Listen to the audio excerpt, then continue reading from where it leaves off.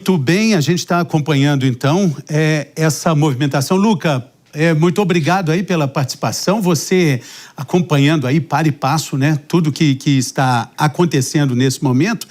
Então, Luca, o que é também preocupante é essa guerra não oficial, né, com alvos civis, países pequenos que têm algum tipo de relacionamento com os Estados Unidos e Israel. Como é que você aí da Europa observa isso? Temos Chipre, que teve uma base inglesa atacada, né? Chipre já foi uma colônia britânica. Países pequenos como o Bahrein também, que são atrações turísticas, sendo alvo do Irã como uma contraofensiva. Isso assusta a Europa nesse momento?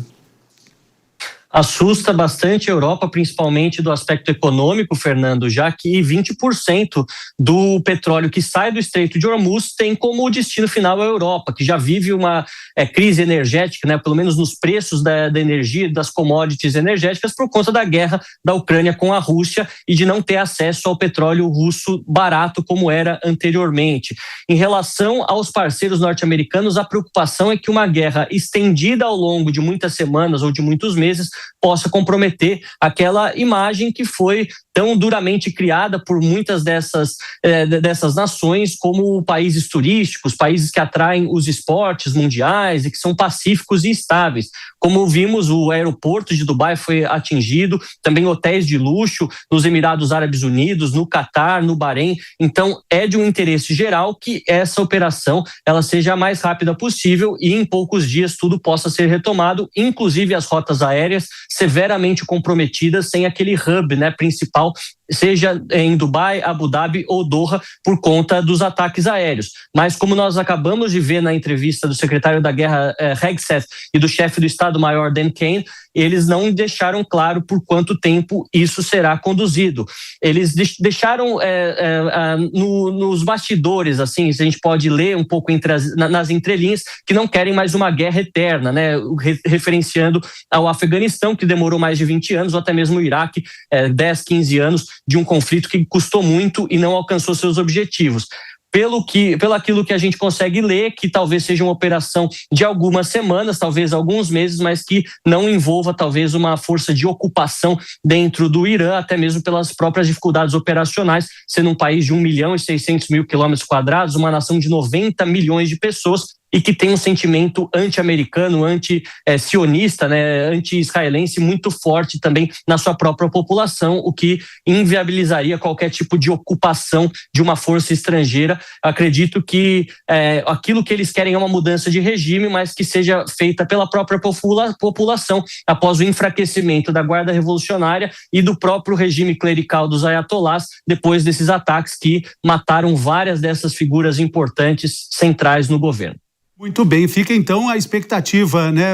Porque era um regime que estava enfraquecido, um líder que já estava ali claudicante, já com sinais de avanço na idade, com a saúde comprometida, mas o ataque torna esse líder um mártir.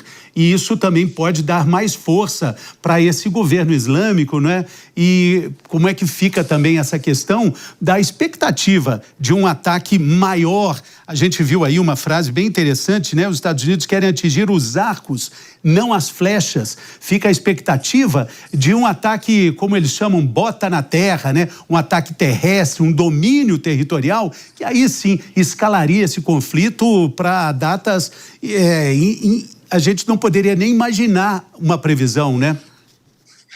Exatamente, Fernando. Um aspecto que você traz e que é muito importante é que por mais que o governo dos ayatolás, o regime estava enfraquecido, sem os seus aliados regionais, massacrando a sua própria população de forma constante, assim como foi no final do ano passado e desse ano, a circunstância da morte de Ali Khamenei o transforma num mártir, o que para os xiitas deodecimanos, né, que é a vertente do Islã seguida no Irã, é algo muito simbólico, né, já que o xiismo surgiu a partir do martírio, né, na Batalha de Karbala, 680 depois de Cristo. Então, essa separação é algo que fala muito de maneira simbólica e que pode acabar tendo um efeito contrário. Por mais que a maior parte das pessoas querem uma mudança de regime dentro do Irã, a morte de Ali Khamenei, como se deu, bombardeu pode acabar fazendo aquele efeito contrário, né, do que os cientistas políticos chamam do rally around the flag, né, você se juntar em torno da bandeira quando há uma ameaça externa maior, né, por mais que você não concorde